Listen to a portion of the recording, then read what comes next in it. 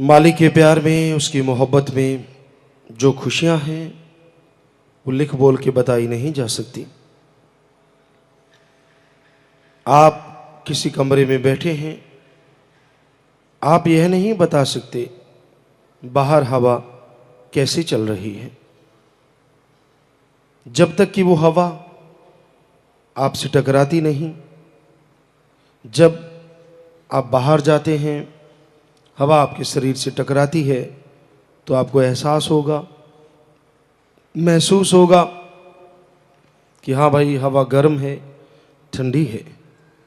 उसी तरह मालिक के प्यार के एहसास का कोई शब्द नहीं है जिससे आप लिख बोल के बता सको मालिक का प्यार कैसा है।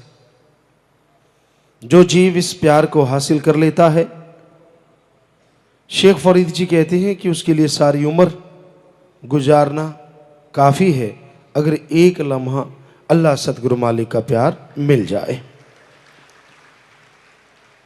बाकी इंसान के आज कलयुग है, भावनाओं के ऊपर निर्भर करता है, कैसे माहौल में रहता है, कैसे वातावरण में बैठता है, वहाँ कैसी चर्चा होती है। सुबह शाम सत्संग में आए और बाकी दिनचर्या में सेवा, आपस में बैठो तो मालिक की चर्चा, अल्लाह वाहिगुरु की दया में रहमत की चर्चा, नेकी भलाई की चर्चा तो हो ही नहीं सकता। इंसान की ओर ना निभे, बल्कि ऐसी मूसलाधार बरसात खुद पे कुलों पे होती है कि जय जयकार हो जाती है। ऐसे परिवार हमने बहुत देखे हैं जो ऐसा करते हैं, सुबह शाम मजलिस में आते हैं, सत्संग सुनते हैं और फिर आम दिनचर्या में वचनों पे अमल करते हैं। कोशिश करते हैं जब भी बैठे परिवारजन, मालिक की चर्चा जरूर छिड़ती है तो उनकी बंदगी, उनकी भक्ति बनती रहती है और घर में किधर से क्या आ रहा है कुछ मालूम ही नहीं होता। वो खुद बताते हैं कि इतना रहमो करम बरस रहा है कि हम लिख बोल के बता ही नहीं सकते। पता ही नहीं चलता किधर से क्या सामान आ गया। कोई चीज़ की इच्छा बाद में होती है, पूरी पहले हो जाती है। तो ये संभव है, पर बात है इंसान की चर्चा कैसी है। अब सत्संग में तो संत चर्चा करते हैं, आप आके बैठ गए, सुन लिया, उसका फल मिलना ही मिलना है। आगे आप उस पर क्या टिक्का टिप्पणी करते हैं, आप बैठ के करते हैं, ये नहीं होना चाहिए था, ये क्यों बोला, ये तेरे लिए बोला, ये मेरे लिए बोला, ये फलां के लिए बोला। तो एक तरह से आप अपने जो खुशियां हैं उनको कम कर रहे हैं। क्यों? इससे क्या लेना देना है? जिसमें जो कमी है वो जाने, उसका सदगुरु मौला जाने। दूसरों को तो कोई जिम्मेवारी होती नहीं, अपनी जिम्मेवारी रखो कि तेरे में क्या कमियां हैं, उनको दूर करो। और जिस जीव को लगता है कि मेरे में ये कमी है और संत पीर फकीर बताते हैं तो वो उस कमी को दूर करता है, तो दूसरों को टोंट अगर वो कसते हैं तो उनकी खुद की भक्ति चली जाती है, उन पे असर होना लग जाता है। पर जो इन कमियों से दूर हो रहा है उसको हिम्मत से दूर होना चाहिए, किसी की परवाह नहीं करनी चाहिए। क्योंकि दुनियादार तो छोड़ते नहीं किसी भी बात से। सो कहने का मतलब सुधरने वाले तो सुधर जाएं, जो आसपास वाले माहौल वाले होते हैं ना वो नहीं सुधरने देते। क्यों? हो गया ठीक है, आ गया, उठ पहाड़ दे नीचे, ये वो फला, मतलब इस तरह के टोंट। पर उसको परवाह नहीं करनी चाहिए, क्योंकि जब जागे तभी सवेरा। जो ऐसा बोलेंगे, जो बोलेंगे उनकी झोली में पड़ेगा और वो खुशियों से महरूम होते चले जाएंगे। आपने क्या लेना है ऐसे लोगों से? आपको पीर फकीर की बात ठीक लगी, आप सुधरते जाओ और यकीन मानो एक दिन मालिक की दया में रहमत से आपकी झोलियां जरूर भर जाएंगी, बाकी देखते रह जाएंगे बस। तो रूहानियत में तो बेपरवाही के वचन मानने पड़ेंगे। रहना मस्त होना होशियार चाहिए, बस मस्ती रखो परमपिता परमात्मा वाली और होशियारी रखो दुनियादारी की तरफ से। कोई आपको गुमराह ना कर दे, कोई आपकी किसी भी चीज़ का नाजायज फ़ायदा ना उठा ले कि हाँ भाई अब इसको ये परेशानी है और उसको बता बता के अपनी बातों में उलझा ले। क्योंकि मन कच्चा होता है, जब तक 10वां द्वार खुलता नहीं तो आदमी मन के पीछे लग के उनकी बातों में आ जाए। जो दृढ़ विश्वासी हैं वो बातों में नहीं आते।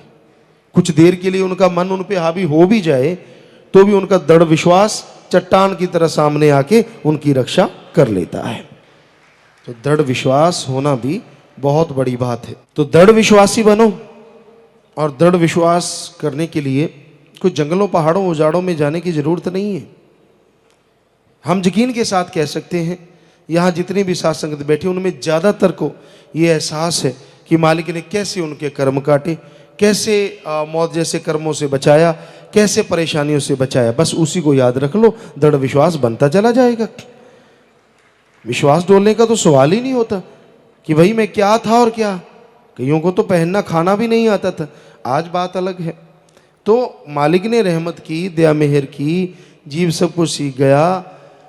कितने परिवार पे रहमो कर्म हुए, कैसे मौत जैसे कर्म कट गए, क्या होना था, जेलों में सड़ना था। जरा सोच के देखिए थोड़ी देर के लिए, जिनके साथ ऐसा हुआ है, क्या होना था। अब आपका अहंकार चरम सीमा पे है, मन आपका पाँव नहीं लगने देता नीचे। सोचो अगर सतगुरु की रहमत ना होती तो क्या होता। आप बिल बिलाते और रोते, सुमन चल रहा होता कि मालिक रक्षा कर, वो तो ऐसा है वैसा है।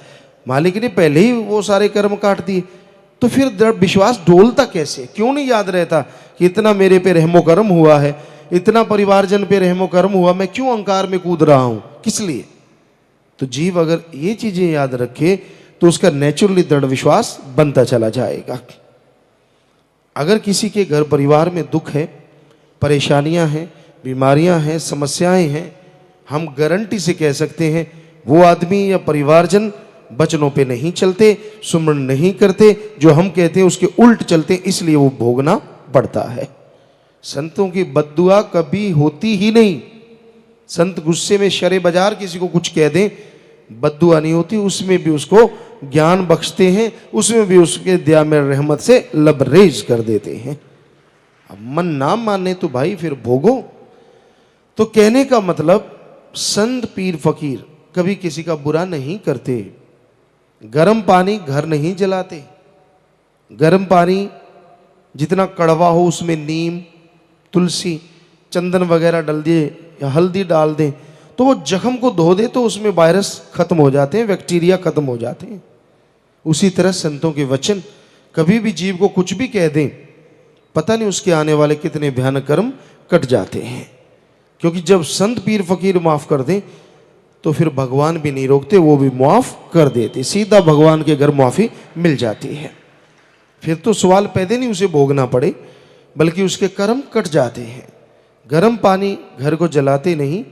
उसी तरह संतों का क्रोध कबीर जी कहते हैं दाती होता है, दुनियादारी का प्यार भी घाती होता है, घातक, क्योंकि वो आपसे प्यार कर रहा है। सावधान रहो।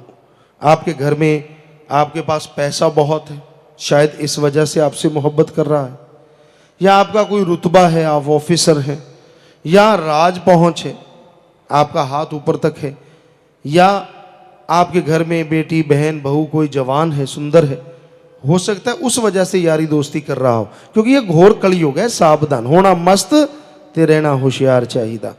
हम तो हर शिक्षा आपको देंगे ही देंगे, आगे आपकी मर्जी, आपने मानना है या नहीं मानना वो आप जानो। तो इनमें से कोई भी चीज हो सकती है जो लोग आपकी तरफ अट्रैक्ट होते हैं, जो आकर्षित होते हैं। अगर इन सब के बावजूद भी आप देखते हैं कि वो आपसे प्यार करता है, फिर भी अपना सब कुछ लुटाओ ना, यारी दोस्ती रखो लेकिन सीमित, क्योंकि सच्चा दोस्त तो अल्लाह सतगुर मौला है जो कभी धोखा नहीं देता। सवाल पैदा नहीं होता कभी किसी को धोखा दे, कभी किसी को मारता नहीं। अपने बुरे कर्म करके जीव खुद मर जाता है। फिर क्या हो गया? अगर बुरे कर्म हो गए, सत्संग सुनो, उसमें अगर आपको ख्याल आ जाए, छोड़ दो बुरे कर्मों को, छोड़ दो अपने मन के हट को, लग जाओ आत्मयोगी बन जाओ, करो अच्छे कर्म, करो सुमरन, करो परमार्थ भक्ति सेवा। यकीन मानो, अरे फकीर तो क्या, भगवान भी आपके पास चल के आएगा। बोल बच्चा क्या चाहिए, हम लिख के गारंटी दे सकते हैं, इससे बड़ी बात और क्या कहें। तो संत तो खुश होंगे ही होंगे। सो हमारा कहने का मतलब, आप अपने कर्मों को सही करो, कर्म गलत ना करो। इसमें कोई हेंकड़ी नहीं है, कोई बहादुरी नहीं है। बड़े चौड़े हो जाते हो, मैंने ये कर दिया, मैंने वो, दूसरे भी कहते हैं वाह भाई, क्योंकि उंगली लगाने वाले होते हैं ना बीच में। अगलाई डब्बू कुत्ता कानते, ऐसे डब्बू कुत्ते बहुत होते हैं। वाह कमाल कर दी, तू है बंदा, ये नहीं पता कि तुझे गधा बना रखा है, तेरा दिमाग तो चल ही नहीं रहा, गधे की तरह तेरे से काम ले रहे हैं उंगलियां लगा लगा लगा। बहादुर है, अगर योद्धा है, तेरे में अणख है तो अपनी बुराइयों से लड़के देख। अपने मन से लड़के देख, तुझे पता लग जाएगा कितना बहादुर है। ऐसे ही दूसरे को बुरा कहना, दूसरे को गलत कहना, इससे कुछ मिलने वाला नहीं है। तो किसी भी मकसद में तू कामयाब नहीं हो सकता, क्योंकि वो मालिक सब जानी जान है, सब देख रहा है। तो इसलिए बुरे कर्म कभी ना करो, अच्छे नेक कर्म करो, सबका भला मांगो, तो मालिक की दया में रहमत के काबिल एक दिन जरूर बनोगे और उसके प्यार मोहब्बत से माला माल हो जाओगे।